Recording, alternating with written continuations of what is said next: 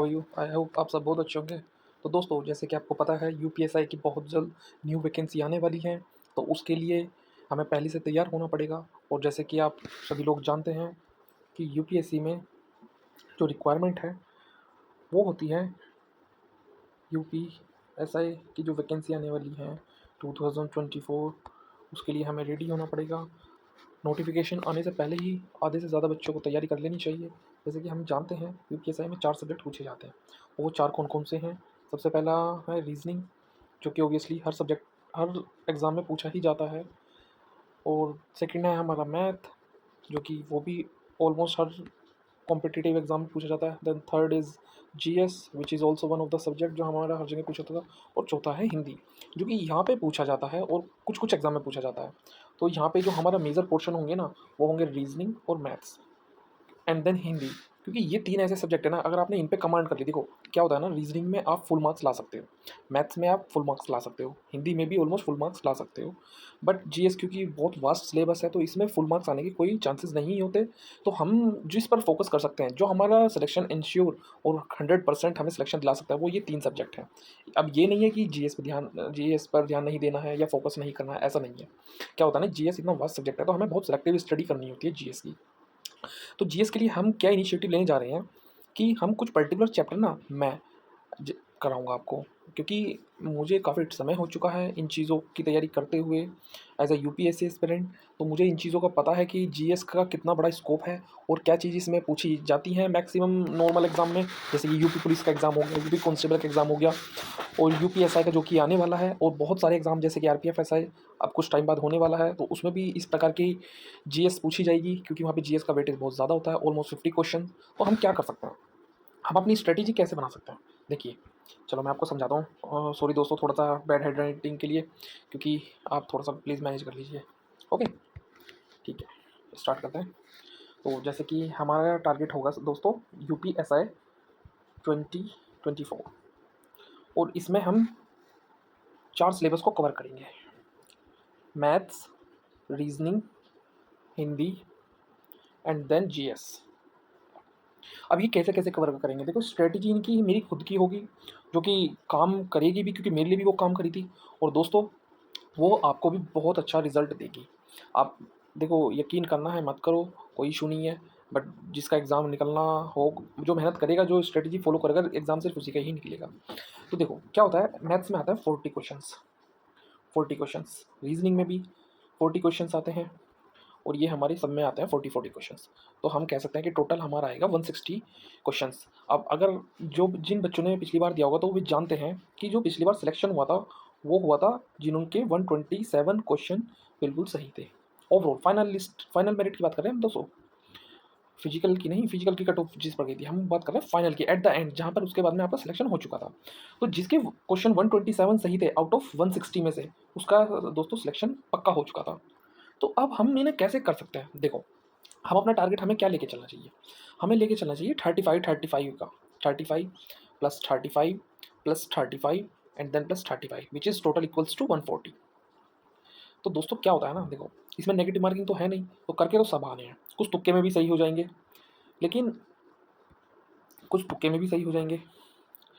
तो हमें जो टारगेट करना है, वो करना है 130 प्लस का, और कह सकते हैं 140 का, कि इतने तो हमारे सही ही होने चाहिए, जिसकी वजह से हम इंश्योर कर पाएँगे कि हमारा फाइनल लिस्ट में नाम होगा।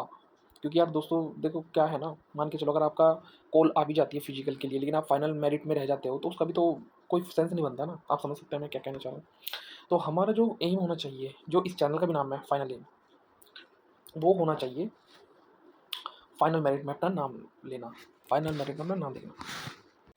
तो दोस्तों, आने वाले समय में हमारी स्ट्रेटजी कुछ इस तरीके से रहेगी। देखिए, क्या है था ना, हर जगह ग्रुप नहीं मिल सकते आपको जो पढ़ने वाले हों। तो हम क्या करेंगे, अब हमारे पास ये बहुत अच्छा प्लेटफॉर्म है एज़ अ यूट्यूब, और यहाँ पर हम लोग जुड़कर आपस में एक साथ बैठकर तैयारी कर सकते हैं। हम क्या कर रहे हैं, इस चैनल के माध्यम से मैं एक ग्रुप क्रिएट करना चाहता हूँ। अब ये ग्रुप 5 बच्चों का हो, 10 बच्चों का हो, या फिर 1000 बच्चों का हो, इससे हमें कोई फ़र्क नहीं पड़ता। लेकिन जो हमारा मेन मोटो होना चाहिए, वो होना चाहिए कि जो हमारा एम है, वो हमें मिल जाए। और हम सबका एम क्या है? हम सबका एम है यूपीएसआई, यूपीएसआई। ओके। तो इसमें हम क्या-क्या कर सकते हैं? देखिए, सबसे बड़ी चीज़ जैसे मैंने आपको बताया कि पीछे हमारे 4 सब्जेक्ट थे, तो 4 सब्जेक्ट में से 3 को तो हम देखेंगे। लेकिन उनमें से जो चौथा सब्जेक्ट है, जिसे हम बोलते हैं जीएस, ये ज़्यादा हर्डल क्रिएट करता है क्योंकि इतना वास्ट सिलेबस होने के बावजूद ये हमसे कंप्लीट नहीं हो पाता।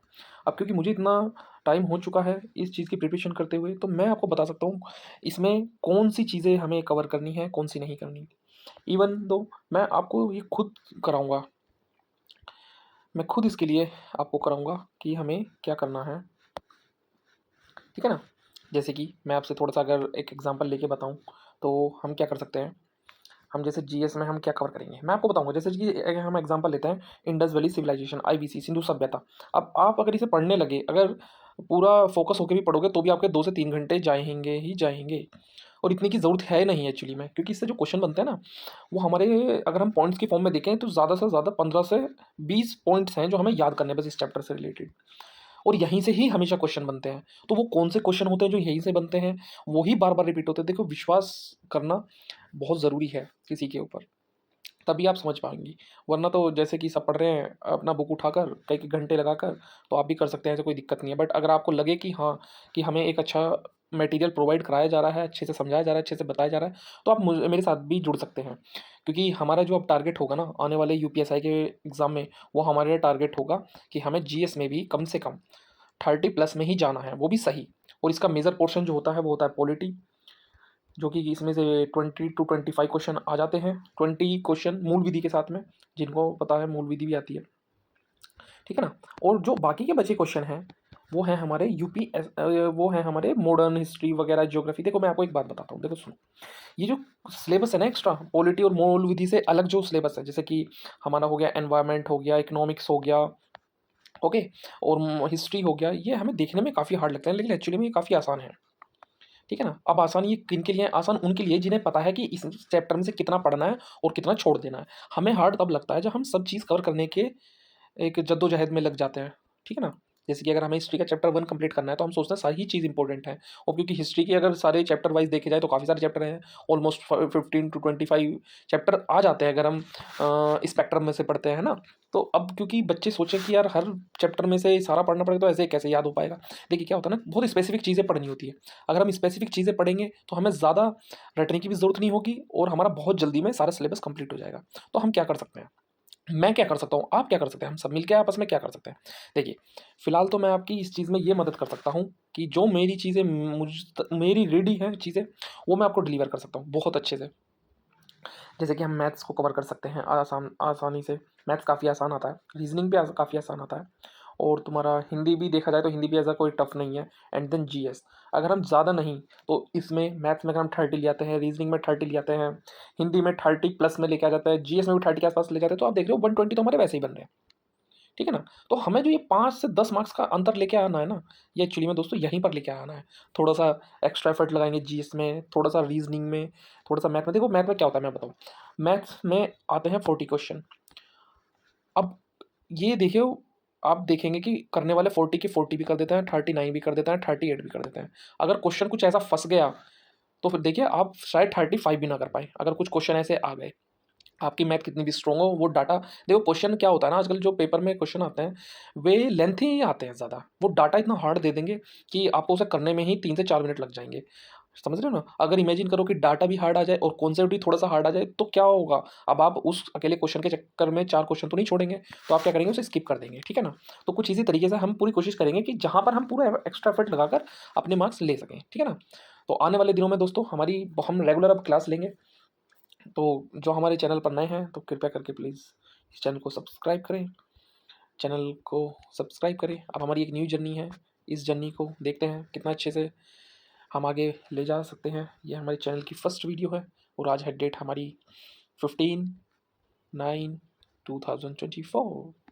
तो थैंक यू दोस्तों इस वीडियो में जुड़ने के लिए, और आई होप आप सबको ये वीडियो अच्छी लगी होगी। अच्छी लगी तो प्लीज़ लाइक करें, चैनल को सब्सक्राइब करें, और आपकी अगर कोई क्वेरी है इस चीज़ से रिलेटेड तो प्लीज़ कमेंट बॉक्स में ज़रूर बताएं, क्योंकि आने वाले टाइम में हम ना इस स्टडी को फॉलो करेंगे, इस टाइम टेबल को फॉलो करेंगे, और पूरी कोशिश करेंगे कि इस बार यूपीएसआई में जिन बच्चों का 2021 में नहीं हो पाया था, वो इस साल वे लिस्ट में अपना नाम देख पाएँ। ठीक है ना दोस्तों? दोस्तों मिलते हैं अपनी नेक्स्ट वीडियो में, जब तक के लिए जय हिंद, जय भारत। Thank you.